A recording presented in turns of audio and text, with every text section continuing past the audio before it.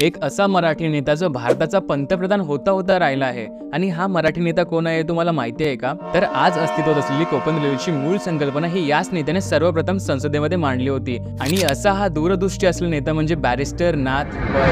कोकणातील राजापूर मतदारसंघातून ते 1957, 1962 व 1967 अशा 3 निवडणुकातून लोकसभेत निवडून आले होते. इंग्लंडमधून बॅरिस्टर झालेल्या नाथ पै यांना संस्कृत, मराठी, हिंदी, इंग्रजी आणि जर्मन या 5 भाषा बोलता यायच्या. लोकसभेत बॅरिस्टर जेव्हा बोलायला उभे राहायचे तेव्हा त्यांचे विरोधक सुद्धा मंत्रमुग्ध व्हायचे.